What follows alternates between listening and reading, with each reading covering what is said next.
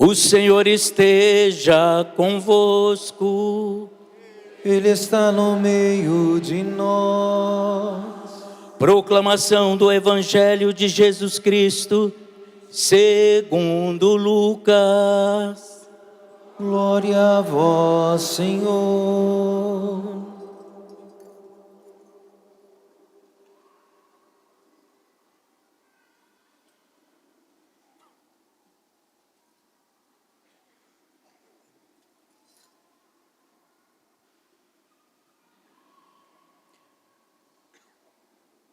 Certo dia, Jesus estava rezando num lugar retirado e os discípulos estavam com ele. Então Jesus perguntou-lhes: que diz o povo que sou eu? Eles responderam: uns dizem que és João Batista, outros que és Elias, mas outros acham que és algum dos antigos profetas que ressuscitou. Mas Jesus respondeu: e vós, quem dizeis que eu sou? Pedro respondeu: o Cristo de Deus. Mas Jesus proibiu-lhes severamente que contasse isso a alguém. E acrescentou: o Filho do Homem deve sofrer muito, ser rejeitado pelos anciãos, pelos sumos sacerdotes e doutores da lei, deve ser morto e ressuscitar no terceiro dia. Depois Jesus disse a todos: se alguém me quer seguir, renuncie a si mesmo, tome sua cruz cada dia e siga-me. Pois quem quiser salvar a sua vida, vai perdê-la. E quem perder a sua vida por causa de mim, esse a salvará. Palavra da salvação. Glória a vós, Senhor. A minha alma tem sede de vós, como a terra sedenta, ó meu Deus. A minha alma tem sede de vós, como a terra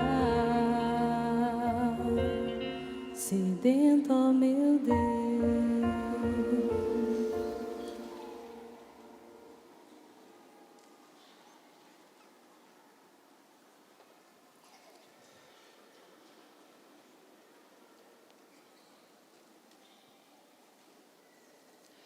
Ave Maria, cheia de graça, o Senhor é convosco.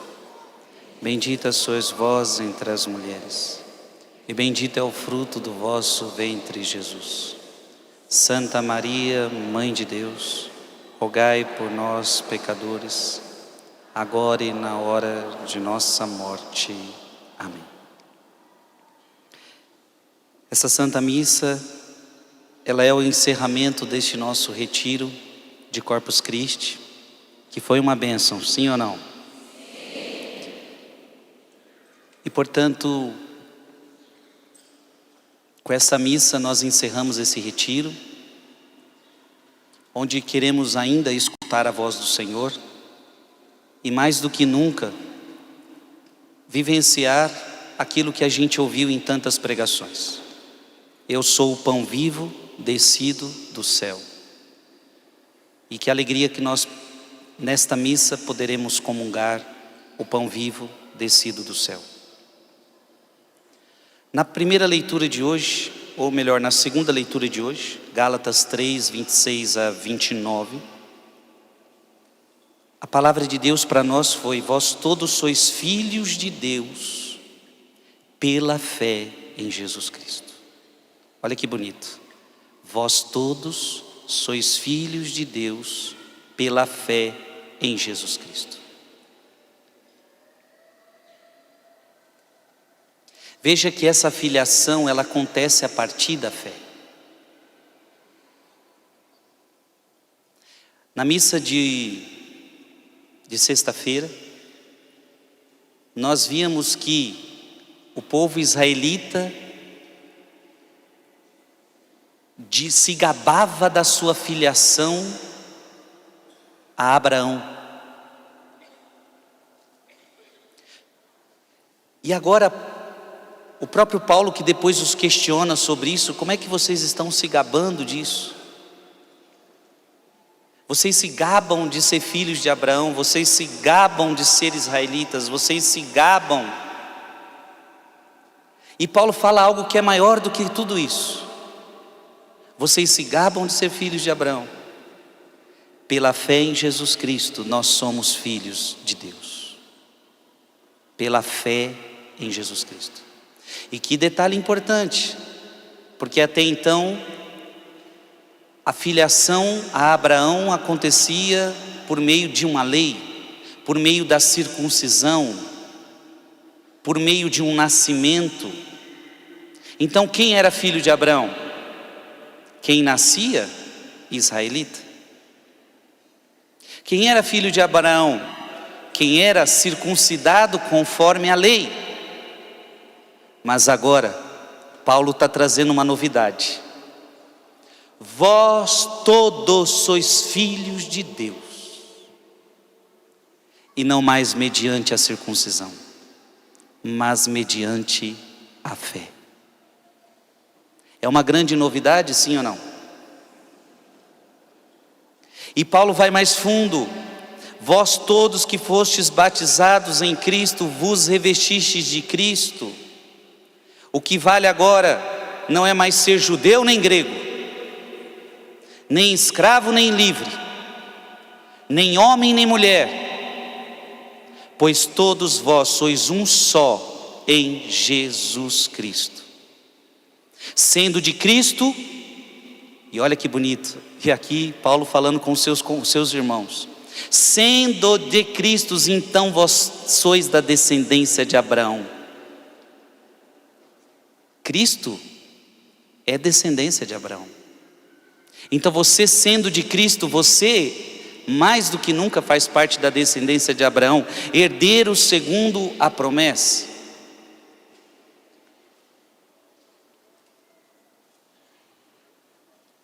O que é mais perfeito do que ser chamado filho de Deus? O que é mais perfeito do que isso? Então bata no seu peito e diga: eu sou filho de Deus. Isso é um presente, minha gente. Isso é um presente. E esse presente, nós vemos que a história é muito antiga. Abra aí sua Bíblia, em Efésios capítulo 1. Efésios capítulo 1. Essa realidade da filiação, de eu ser filho de Deus, é muito antiga. Não foi uma coisa criada do nada. Já fazia parte do plano eterno de Deus. Efésios capítulo 1, versículo de 3 a versículo 14. Bendito seja Deus, Pai de nosso Senhor Jesus Cristo, que do alto do céu nos abençoou com toda a bênção espiritual em Cristo. E nos escolheu nele antes da criação do mundo, para sermos santos e irrepreensíveis diante de seus olhos. Veja, você foi escolhido nele antes da criação do mundo para ser santo. No seu amor nos predestinou, preste atenção, no seu amor nos predestinou para sermos adotados como os filhos seus por Jesus Cristo. Veja que então isso está desde toda a eternidade. Fomos predestinados a isso, a sermos seus filhos por Jesus Cristo. Segundo o beneplácito de sua livre vontade, para fazer resplandecer a sua maravilhosa graça que nos foi concedida por Ele no bem amado. Nesse Filho, pelo seu sangue, temos a redenção e a remissão dos nossos pecados, segundo as riquezas de sua graça, que derramou profusamente sobre nós em torrentes de sabedoria e de prudência. Ele nos manifestou o misterioso desígnio de sua vontade, que em sua benevolência formara desde sempre, para realizá-lo na plenitude dos tempos, desígnio de reunir em Cristo todas as coisas, as que estão nos céus e as que estão na terra. Nele é que fomos escolhidos, predestinados, segundo o desígnio daquele que tudo realiza por um ato deliberado de sua vontade, para servirmos à celebração de sua glória, nós que desde o começo voltamos nossas esperanças para Cristo. Nele também, vós, depois de terdes ouvido a palavra da verdade, o evangelho da salvação, no qual tendes crido, fostes selados com o Espírito Santo que fora prometido, que é o penhor da nossa herança, enquanto esperamos a completa redenção daqueles que Deus adquiriu para o louvor de sua glória. Amém. Diga comigo: no seu amor me predestinou para ser filho adotivo em Jesus Cristo.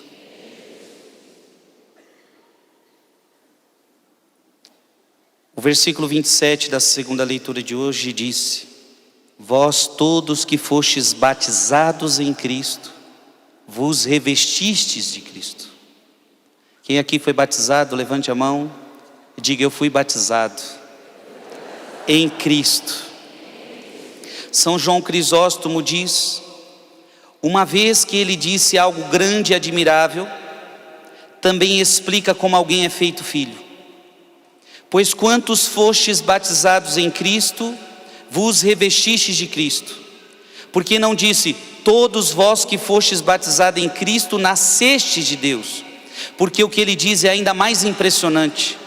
Pois se Cristo é o Filho de Deus, e vós o revestistes, tendo o Filho dentro de vós, e sendo feitos semelhantes a eles, fostes feitos um só em espécie e forma. Olha que bonito é isso. Vos revestistes de Cristo. Você no seu batismo se revestiu de Cristo.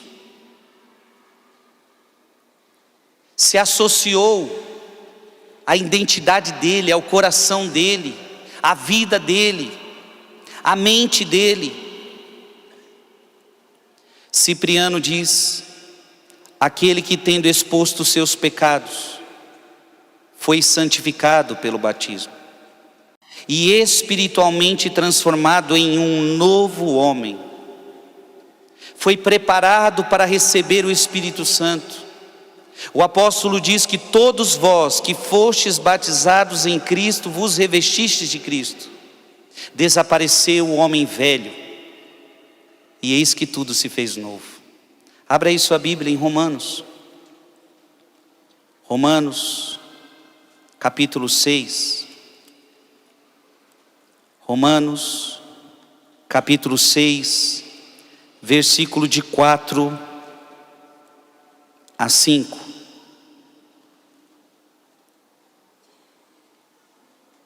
Ou melhor, vamos Romanos capítulo 6, do versículo 1 ao versículo 11.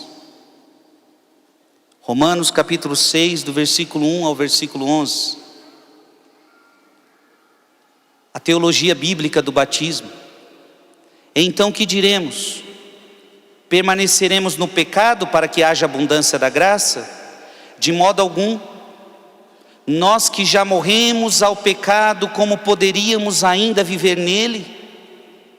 A pergunta: nós que já morremos para o pecado, como é que ainda vamos viver nele? Ou ignorais que todos os que fomos batizados em Jesus Cristo, fomos batizados na sua morte? Versículo 4: fomos, pois, sepultados com ele na sua morte pelo batismo, para que como Cristo ressurgiu dos mortos pela glória do Pai, assim nós também vivamos uma vida nova. Se fomos feitos o mesmo ser com ele, com uma morte semelhante à sua. Preste atenção, vos revestistes de Cristo. O que significa se revestir de Cristo? Aqui, ó, se fomos feitos o mesmo ser com ele, por uma morte semelhante à sua, o seremos igualmente por uma comum ressurreição. Sabemos que o nosso velho homem foi crucificado com ele. O que significa ser batizado? O nosso velho homem foi crucificado com ele, para que seja reduzido a impotência ao corpo, outrora subjugado ao pecado, e já não sejamos escravos do pecado. E diga comigo: eu não quero mais ser escravo do pecado. Olha para quem está do seu lado e diga: você não pode mais ser escravo do pecado. Diga para ela: pois quem morreu, libertado está do pecado. Olha agora o seu texto bíblico, versículo 8 a 11. Ora, se morremos com Cristo, cremos que viveremos também com Ele. Pois sabemos que Cristo, tendo ressurgido dos mortos, já não morre, nem a morte terá mais domínio sobre ele. Morto ele foi uma vez por todas pelo pecado, porém está vivo e continua vivo para Deus. Portanto, vós também considerai-vos mortos ao pecado, porém vivos para Deus em Cristo Jesus. Amém? Para o pecado eu estou morto. Para Deus eu estou vivo. Que palavra linda. Considerai-vos mortos ao pecado. Você está morto para o pecado? Ou você está vivo para o pecado? Diga comigo: para o pecado eu quero estar morto. Para pecar eu estou morto. Para as coisas de Deus eu estou vivo.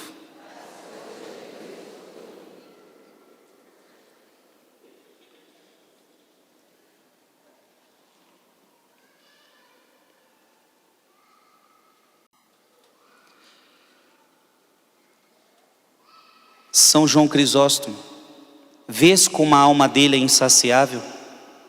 Pois tendo dito que nos tornamos filhos de Deus pela fé, ele não para aqui, mas busca algo mais a dizer, que possa tornar ainda mais clara a nossa união com Cristo.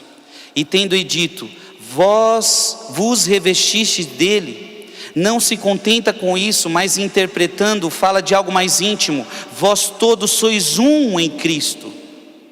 Isto é, tendes uma forma, um caráter, o de Cristo. Que palavras poderiam inspirar mais referências do que essa?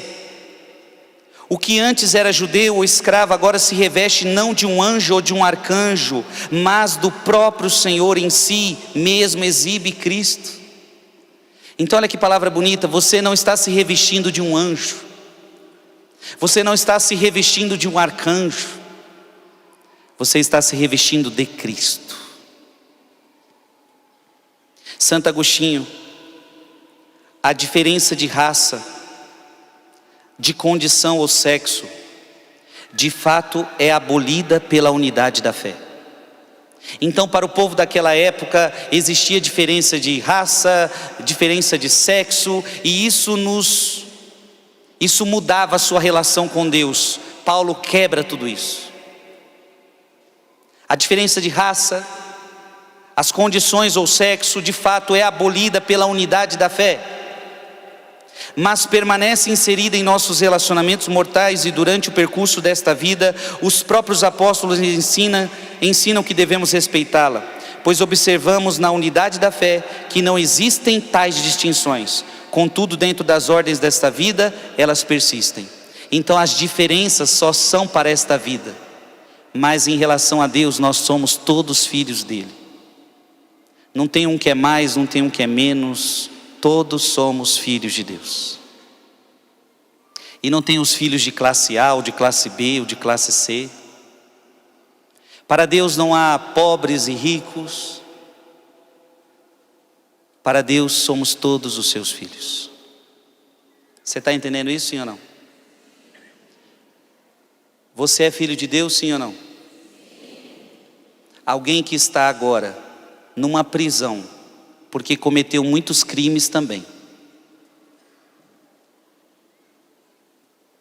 Da mesma forma que você que está aqui é filho de Deus, alguém que está na prisão essa hora, porque matou muita gente, porque roubou muita gente, também é igual você, filho.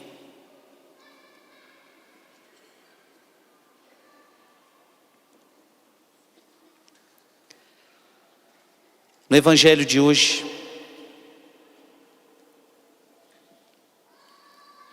nós vimos algo maravilhoso. Abra sua Bíblia em Lucas, capítulo 9.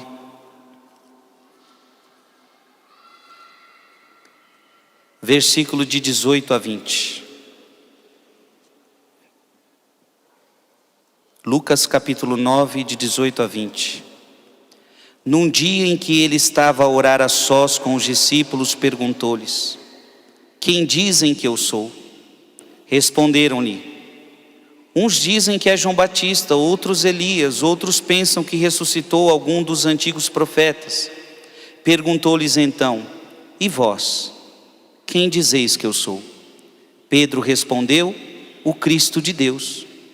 Ordenou-lhes energicamente que não dissessem a ninguém. Cirilo de Alexandria. Observai a habilidade da pergunta. Ele não disse de imediato: quem dizes que eu sou? Ele menciona primeiro o rumor do que estavam fora do círculo deles. Então, tendo rejeitado esse rumor e demonstrado sua inconstância, poderia trazê-los de volta à opinião verdadeira. Primeiro, Jesus quer saber das opiniões falsas, para depois mostrar a verdadeira. Foi isso que aconteceu. Quando os discípulos disseram: alguns João Batista, outros Elias, outros algum profeta dos antigos ressuscitou, ele lhes disse: mas vós, quem dizeis que eu sou? Ó, quão cheio de significado é esse vós. Ele os separa de todos os outros. Ou seja, não quero saber o que os outros acham. Eu quero saber o que você pensa. Eu quero saber o que você acha. E aqui nós vamos entendendo que a fé é algo pessoal. A fé é uma adesão pessoal. Diga comigo: a fé é uma adesão pessoal. Então não importa o que os outros estão dizendo, não importa o que os outros estão falando. E você? E vós? Desse modo não conceberão uma ideia indigna acerca dele, nem alimentarão pensamentos confusos e vacilantes. Então não imaginarão que João ressurgiu ou algum dos profetas. Vós, ele diz, que fostes escolhidos, que por minha decisão fostes chamados ao apostolado, que sois as testemunhas dos meus milagres. Vocês, quem dizes que eu sou? Não importa o que os outros falam. Então não importa o que o mundo fala de nós, de Jesus. Não importa o que os pagãos falam da nossa fé. Não importa o que o mundo está dizendo na nossa fé. E você, o que você diz do teu Jesus? O que importa é o que você diz de Jesus. O que importa é o que a fé de fato é, e não o que falam, não o que pensam, não o que imaginam. O que importa para mim, o que deve importar para você, é o que de fato a fé é, e não o que pensam, não o que imaginam, não o que falam, não o que especulam. Então não se preocupe com as agitações das informações.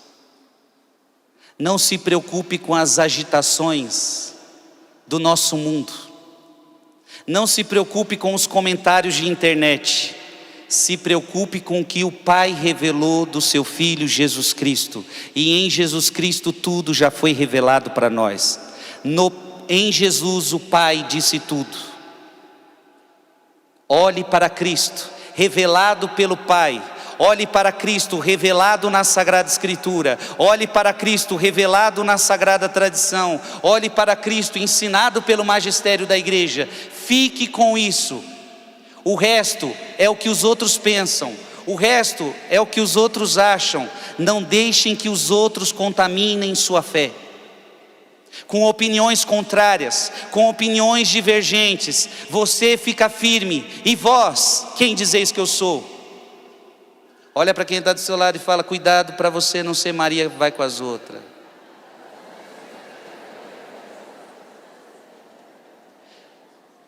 Tem muita opinião contrária a Cristo no mundo de hoje? Deixa que falem. Deixa que pensem. Cristo permanece o mesmo, ontem, hoje e sempre. Falem o que quiserem, Ele permanece o mesmo, ontem, hoje e sempre.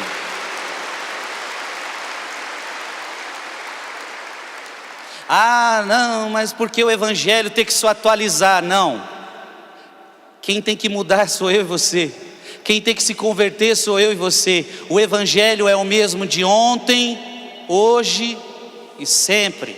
Cristo é o mesmo ontem, hoje e sempre. Ah, mas o mundo está falando isso. O mundo. Ah, mas fulano de tal. Fulano de tal. A internet. A internet.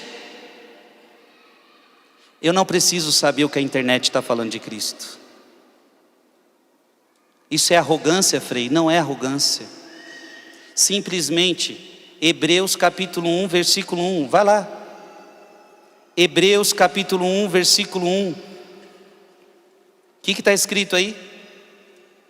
Hebreus capítulo 1, versículo 1. Não importa o que o mundo fala de Cristo. Por quê? A resposta está aqui. Muitas vezes e de diversos modos outrora falou Deus aos nossos pais pelos profetas.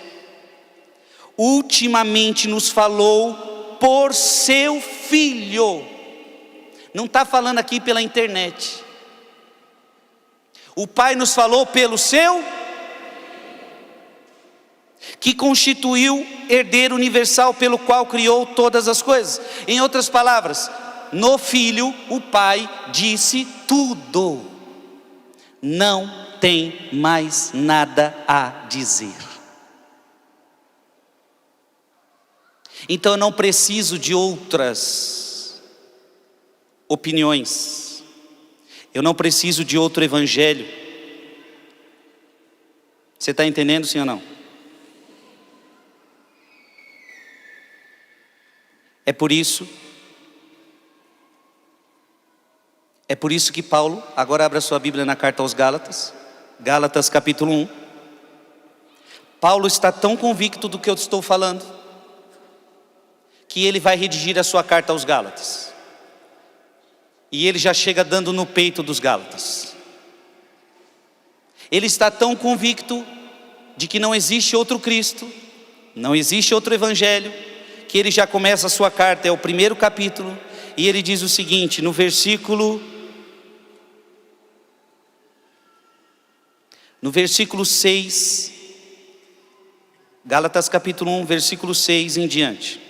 Estou admirado de que tão depressa passeis daquele que vos chamou a graça de Cristo para um evangelho diferente. Eu estou admirado que vocês já trocaram de evangelho. De fato, não há dois evangelhos. Levanta sua mão bem alto. Levanta sua Bíblia, na verdade, vai. Levanta sua Bíblia. Diga comigo para você escutar e para o Brasil ouvir, vai. Não existem dois evangelhos.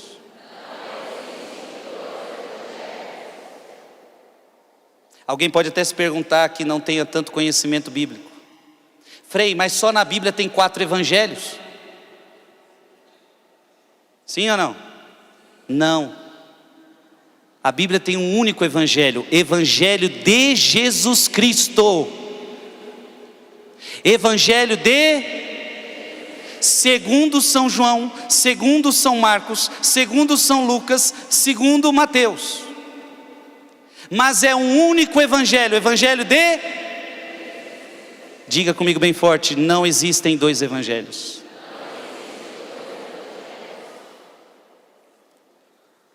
Paulo continua dizendo o que aí? De fato não há dois evangelhos, há apenas pessoas que semeiam confusão. O que tem é muita gente fazendo confusão, isso tem bastante. Entre vós e querem perturbar o evangelho de Cristo, tem muita gente dessas hoje? Está cheio. Ainda mais nesse mundo de internet. A papagaiada. E tem muitas vezes que nós ficamos perdendo tempo em escutar as papagaiadas dos outros. Você podia ter lido 10 vezes o evangelho, ficou lá 1 hora escutando a papagaiada dos outros na internet, falando nada com nada. Tem gente que só perturba o evangelho, só estraga o evangelho, só fica falando o que acha, o que pensa. Mas, aí Paulo vem com tudo, mas ainda que alguém, ou nós, ou um anjo baixado do céu, alguém, nós, ele coloca até ele, nós, ou um anjo baixado do céu, vos anunciasse um evangelho diferente do que vos temos anunciado, que ele seja anátema, que ele seja expulso, que ele seja excomungado, que vocês não deem crédito, porque não pode alguém pregar um evangelho diferente do que Cristo pregou. Ficou claro, minha gente? Quantos evangelhos tem? Então você tem muita coisa para escolher, só tem um.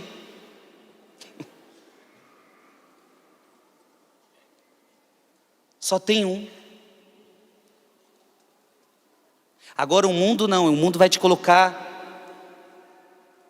uma salada de frutas para você escolher. Mas o evangelho de Cristo não tem, ou você é, ou você não é, ou você quer, ou você não quer, ou você quer me seguir, ou você não quer me seguir, ou você quer céu, ou você quer inferno, ou você quer a perdição, ou você quer a salvação, ou é, ou não é, ou você é quente, ou você é frio. Só existe um evangelho. Então é por isso que Jesus está falando com eles. E vós, quem dizeis que eu sou? Está ficando claro, sim ou não? Cirilo de Alexandria. Há muitos que foram chamados de Cristo, por terem sido ungidos por Deus de várias formas. Olha que interessante, Cirilo de Alexandria fala que na época, muitos foram chamados de Cristo, porque Cristo significa ungido. E muitos outros foram chamados de Cristo. Alguns foram ungidos como reis, alguns foram ungidos como profetas. Chama-se ungidos aqueles que receberam a unção. Mas aquele que é o Cristo de Deus Pai é um só e somente um. Não é como se fôssemos Cristos e não fôssemos Cristos de Deus, pertencendo a outra pessoa.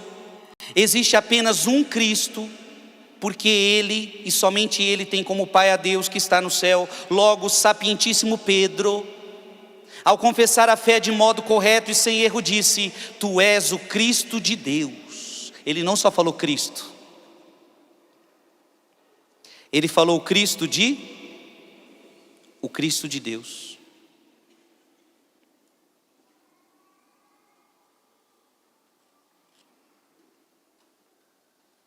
Abra aí sua Bíblia e confere isso que eu estou falando. Lucas capítulo 9, versículo 20. Perguntou-lhes então: e vós quem dizeis que eu sou? Pedro respondeu o quê? O que Pedro respondeu? Lucas capítulo 9, versículo 20. Pedro respondeu: o Cristo de Deus. Você não é só ungido, você é ungido de Deus. Você é ungido do Pai. Então a resposta de Pedro foi cirúrgica, deixando claro que Pedro se referia a Jesus como Deus. Então por que essa profissão de fé é bonita? Porque aqui Pedro confessa Jesus como Deus. Se os reis foram chamados de Cristo, se os profetas foram chamados de Cristo, ungidos, mas tu és o Cristo de Deus. É uma profissão de fé. Pois Pedro confessou Jesus como o único Cristo de Deus, distinguindo daqueles a quem esse nome se aplica de um modo geral.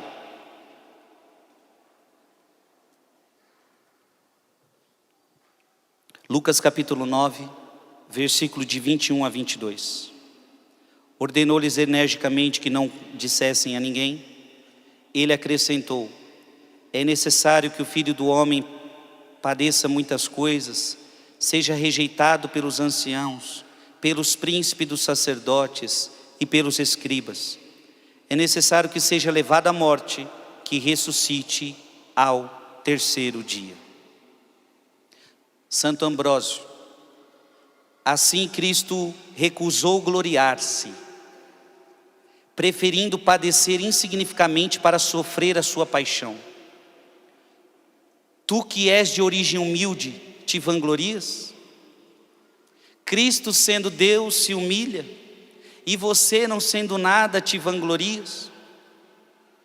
Deve seguir o mesmo caminho que Cristo percorreu. Este é o reconhecimento dele, esta é a imitação dele através da obscuridade de uma boa reputação, para que possas te gloriar na cruz, assim como ele foi glorificado. Assim andou Paulo e por isso se gloria dizendo: quanto a mim, não pretendo gloriar-me, a não ser da cruz de nosso Senhor Jesus Cristo. Cirilo de Alexandria: quando o discípulo Pedro professou sua fé, Jesus lhes ordenou, diz o texto, e lhes mandou que não dissessem isso a ninguém. Pois o Filho do Homem, disse, está para sofrer muitas coisas, ser rejeitado e morto ao terceiro dia ressuscitar. Não seria dever dos discípulos proclamá-lo em toda parte? Esse era o próprio ofício daqueles que ele constituiu no apostolado. Mas conforme diz a Sagrada Escritura, há um tempo para tudo. Ainda havia coisas não consumadas que também deveriam ser incluídas na pregação sobre ele. Olha que bonito. Cirilo de Alexandria, Jesus diz para eles: não contem isso para ninguém. Cristo ainda não tinha morrido. E Cirilo de Alexandria está entendendo o quê? Eu preciso que você, ainda não é o tempo, porque se vocês pregarem a mim sem a cruz, é uma pregação incompleta. A pregação sobre mim só é verdadeira se tiver a morte e a ressurreição. Então, Cirilo de Alexandria vê Jesus ordenando que não digam nada ainda, porque ainda não é o tempo. Eu vou morrer, eu vou ressuscitar, e aí sim, vocês terão o pacote completo. Deviam também pregar a cruz, a paixão e a morte na carne. Deviam anunciar a ressurreição dos mortos, esse grande e verdadeiramente glorioso sinal pelo qual se atesta que o Emanuel é verdadeiramente Deus e por sua natureza o Filho de Deus Pai. Qual é o maior testemunho de que ele é Deus? A sua ressurreição. Todos o viram morto, mas no terceiro dia ele ressuscitou. Ele aboliu por completo a morte e eliminou a destruição. Saqueou o inferno e derrubou a tirania do inimigo. Ele removeu o pecado do mundo, abriu as portas do alto aos que moram na terra e uniu a terra ao céu. Esses fatos provam que é Ele, como eu disse, verdadeiramente Deus. Por isso ordenou-lhes que guardassem o mistério em silêncio oportuno, até que todo o plano da encarnação chegasse ao desfecho adequado. Não tem como falar de Cristo e não falar da cruz. Você está entendendo isso, sim ou não? Escutem o que o Frei vai dizer agora. Vão tentar a todo custo criar uma religião sem cruz, porque essa vai agradar muita gente. Uma religião que te traz conforto, uma religião que não te afronta, uma religião que tudo pode. Se a Bíblia diz tudo é permitido, mas nem nada me convém, não, na nova religião que querem criar, tudo é permitido, desde que te faça bem, desde que te faça feliz. A nova religião, é claro que não é uma religião que vem do alto, é uma religião que vem da terra. E portanto, nessa nova religião que querem criar, a cruz tem que ser tirada de lado, porque a cruz nos incomoda. Só que eu quero que você entenda que não existe verdadeira religião sem cruz. Se você tirou a cruz, você saiu do mistério de Cristo, você saiu da verdadeira religião. A cruz, ela faz parte da nossa vida. Está entendendo isso, sim ou não? Então olha para quem está do seu lado e diga: não foge da cruz. Diga para ele: fugiu da cruz, fugiu de Cristo.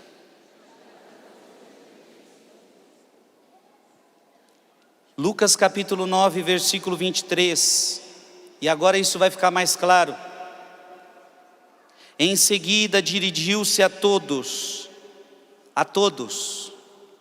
se alguém quer vir após mim. Se você quiser, você não é obrigado. Jesus nunca obriga ninguém. O evangelho não é uma imposição, é só para quem quer. Mas se você quiser, renegue-se a si mesmo, tome a cada dia a sua cruz e siga-me. Quem falou isso? É palavra do Frei Gilson ou é palavra de Deus? São Jerônimo: em verdade Cristo veio e firmou a raça humana que fora perturbada, para que não seja abalada por toda a eternidade. Sua cruz é a coluna da humanidade. Sobre essa coluna ele edificou a sua casa. Quando digo cruz, não penso na madeira, mas na paixão.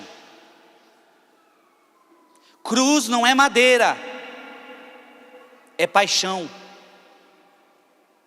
Além disso, qual é a advertência do evangelho? Se alguém quiser seguir-me, tome sua cruz e siga diariamente. Observai o que diz: a menos que tua alma esteja tão disposta para a cruz, quanto a minha por ti, não pode ser meu discípulo se não aceita a cruz.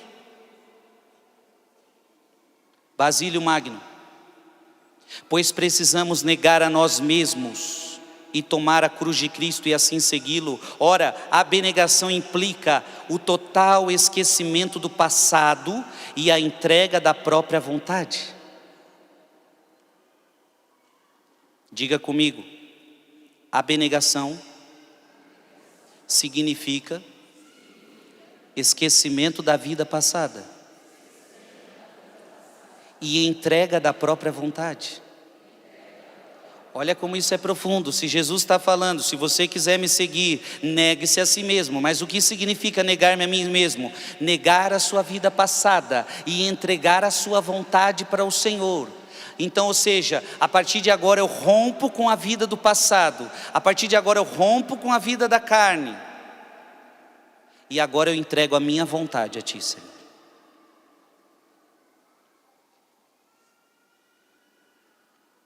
Entrega esta que é muito difícil, diz Basílio Magno, para não dizer quase impossível de se realizar vivendo na promiscuidade habitual do mundo. Além disso, as interações sociais exigidas por tal vida tornam-se até mesmo um obstáculo para tomar a cruz e seguir Cristo. Estar disposto a morrer por Cristo, mortificar nossos membros na terra, estar preparado para todo perigo que possa nos ocorrer por causa do nome de Cristo, desapegar-se desta vida, e isso é tomar a nossa cruz. E consideramos os obstáculos decorrentes dos hábitos de vida em sociedade como grandes impedimentos a isso. Basílio Magno vê nas nossas relações sociais muitas vezes empecilhos para isso. Podemos viver uma vida para agradar pessoas, e você não é chamado na vida a agradar pessoas, mas você é chamado na vida a agradar quem? A Cristo.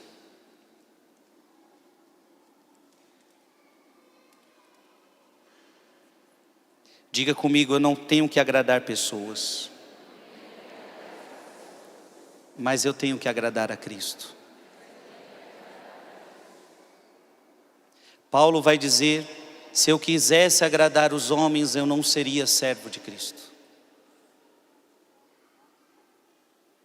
Basílio Magno ainda continua: portanto, quem for digno de ser batizado em nome do Espírito Santo e de nascer de novo, passa por uma mudança de morada, por uma mudança de hábitos, por uma mudança de companheiros, para que, caminhando segundo o Espírito, possamos merecer ser batizados em nome do Filho e revestir-nos de Cristo.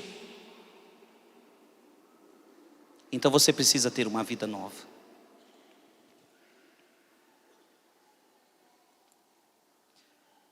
Abra sua Bíblia em Efésios, capítulo 4,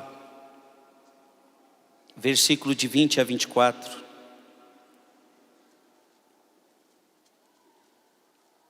Efésios. Aliás, para a gente já ir terminando essa homilia, eu gosto muito dessa palavra. E a Bíblia da Ave Maria que eu estou usando, do versículo 17 ao versículo 31. Qual é o tema que está na minha Bíblia aqui? É conduta cristã. Então agora, já que você se revestiu de Cristo, já que você assumiu a cruz de Cristo, já que você negou a si mesmo, já que você tomou a cruz de Cristo, então a tua vida deveria ser o que está descrito aqui. Vamos ler juntos? Portanto, eis o que digo e conjuro no Senhor: não persistais em viver como os pagãos, que andam à mercê de suas ideias frívolas. Então, como é que os pagãos vivem? À mercê das suas ideias frívolas. Que é como eu comecei a homilia de hoje. O que estão dizendo aí de mim? O que acontece com os pagãos? Preste atenção, dá uma olhada aí. Tem um entendimento obscurecido. Por que eles têm ideias frívolas? Por quê? Porque eles têm um entendimento obscurecido.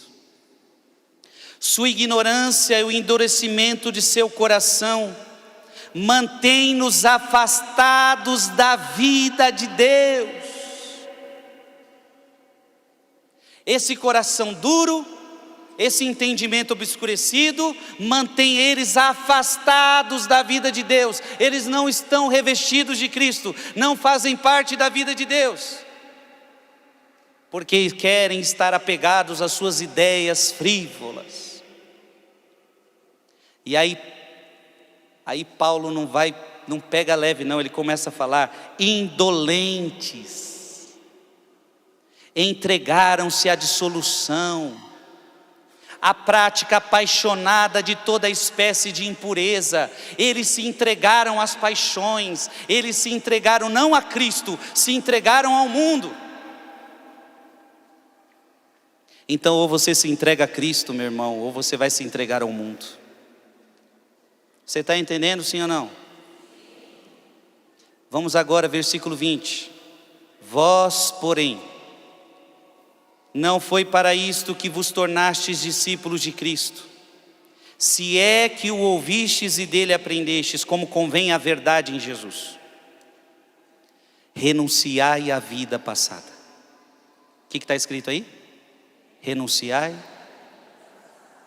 Olha para quem está do seu lado e diga: renunciai. E você sabe o que é a sua vida passada? Sabe ou não sabe?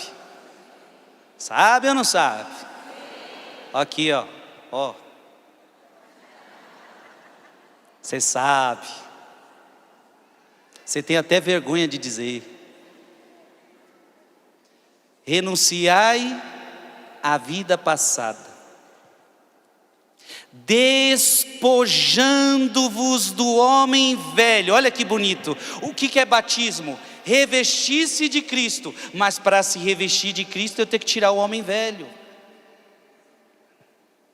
Olha, esse se revestir parece falando de roupa. Se revista de Cristo.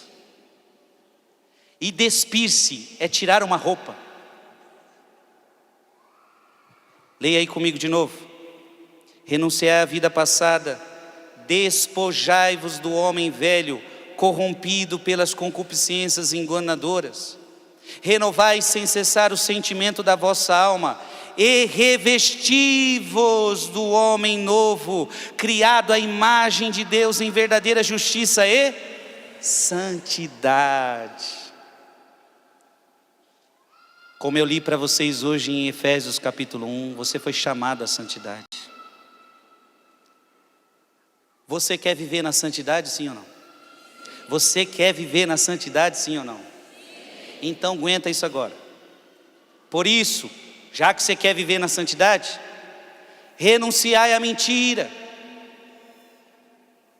Fale cada um a seu próximo a verdade.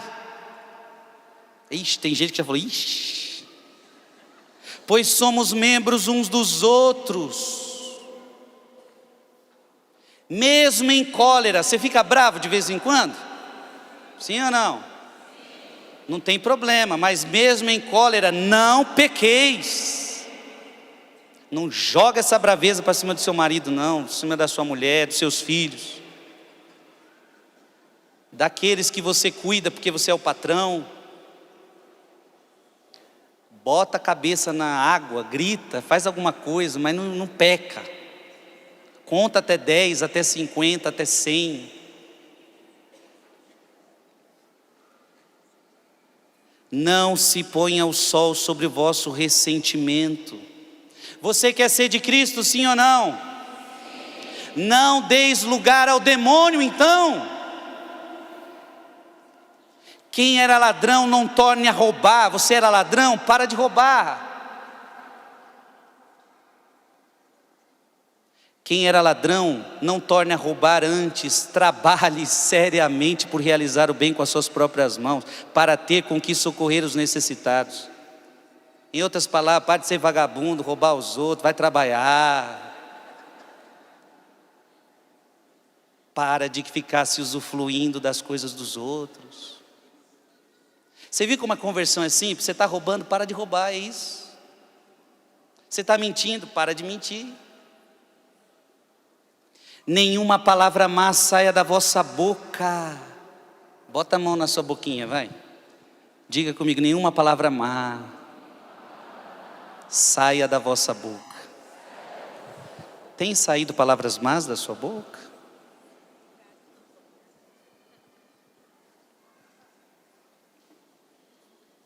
Nenhuma palavra má saia da vossa boca, mas só o que for útil para edificação, sempre que for possível, e bem fazeja aos que o ouvem. Não contristeis o Espírito Santo de Deus, com o qual estáis selados para o dia da redenção. Não entristeça o Espírito Santo que está dentro de você, mora em você. Toda amargura, gente amargurada, ira, indignação, gritaria. Tem uns pessoal da gritaria aí também. Tem casa aí que é cheio de gritaria. Filhos contra pais, pais contra filhos, um gritando com o outro. Toda amargura, ira, indignação, gritaria, calúnia, sejam desterradas do meio de vós, bem como toda malícia. Antes, sede bons uns para com os outros e compassivos, perdoai-vos uns aos outros, como também vos perdoou em Cristo. Continue. Sede, pois, imitadores de Deus, como filhos muito amados. Não foi assim que a gente começou a homilia? Você é filho de? O filho imita o pai. Imita o teu pai. Sede imitadores de Deus como filhos muito amados. Progredir na caridade segundo o exemplo de Cristo, que nos amou e por nós se entregou a Deus como oferenda e sacrifício de agradável odor. Quanto à fornicação, quanto ao sexo fora do casamento, quanto à impureza, sob qualquer forma, diga comigo, impureza, sob qualquer forma. Sob qualquer forma eu posso entender aqui séries? Posso? Sim ou não? Eu posso entender aqui filmes, novelas, músicas, roupas, ambientes. Ok, parabéns para você. Quanto à fornicação e à impureza, sob qualquer forma, ou a avareza, o amor ao dinheiro, que disto nem se faça menção entre vós, como convém a santos. Isso nem devia fazer parte de vocês. Sexo fora do casamento, impureza, amor ao dinheiro, isso nem devia fazer parte do mundo de vocês, como convém a santos. É palavra de Deus ou palavra do Frei Gilson? Então não fica bravo comigo não. Nada de obscenidades.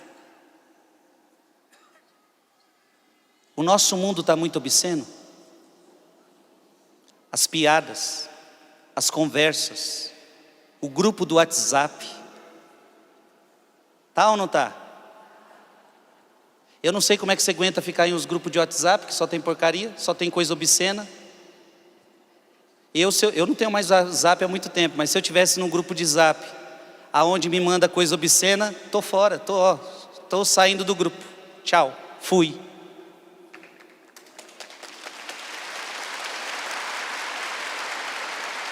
Não, mas você tem que voltar, porque aqui o grupo é para trabalho. Então para de colocar coisa obscena no grupo que é para trabalho. Então bora trabalhar. Nada de obscenidades, de conversas tolas. Será que você não está tendo conversa tola, leviana? Porque tais coisas não convêm.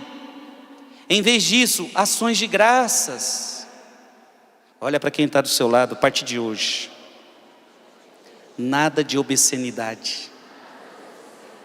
Chega de conversa tola,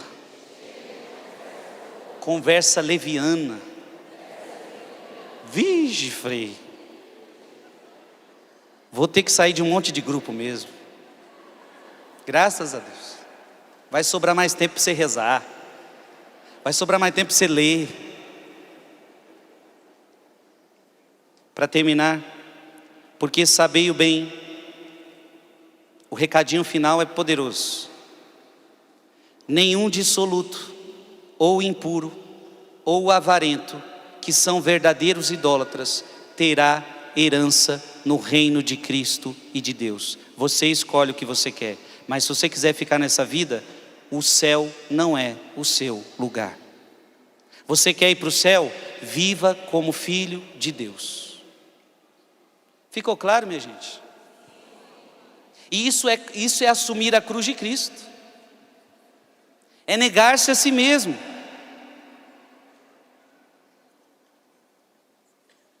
Por fim, Lucas capítulo 9, versículo de 24 a 25, que ouvimos hoje na missa. Lucas 9, 24 a 25, porque quem quiser salvar a sua vida irá perdê-la. Mas quem sacrificar a sua vida por amor de mim irá salvá-la.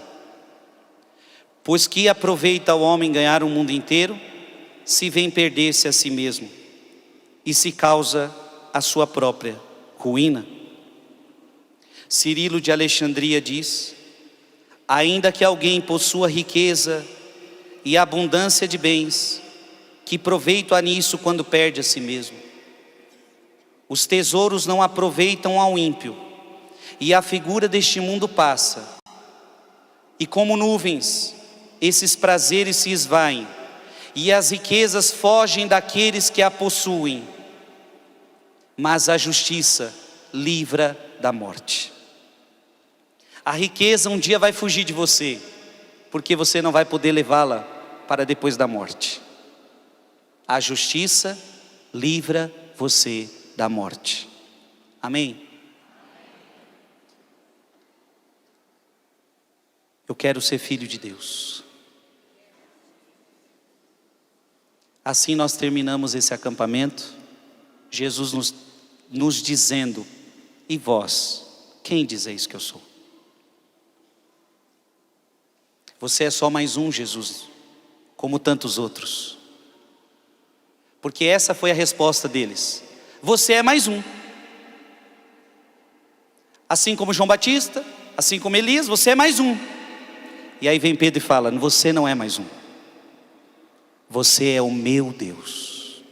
Tu és o Cristo de Deus. Tu és o meu Deus. Então, Pedro, se você quiser me seguir, negue-se a si mesmo.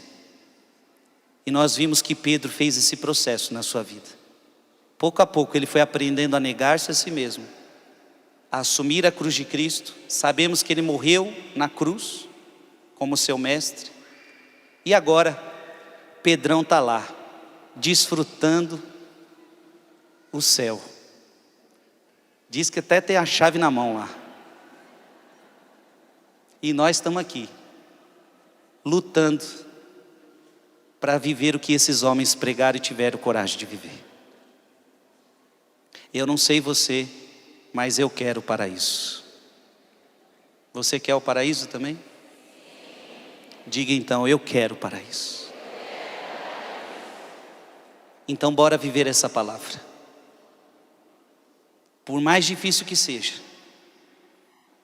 por mais que o mundo nos critique, não tem problema. Vocês ouviram numa das minhas pregações hoje: para as pessoas naturais, quando eles não aceitam as coisas de Deus, porque para ele parecem loucuras, mas é porque ainda são naturais. Nós não somos chamados a ter uma vida carnal, uma vida meramente natural. Nós somos chamados a viver uma vida em Deus, uma vida espiritual.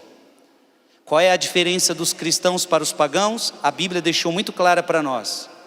Os pagãos têm um entendimento obscurecido e eles se mantêm afastados da vida de Deus. Nós não. Nós não queremos ficar afastados da vida de Deus. Nós queremos estar bem junto da vida de Deus, revestidos de Cristo.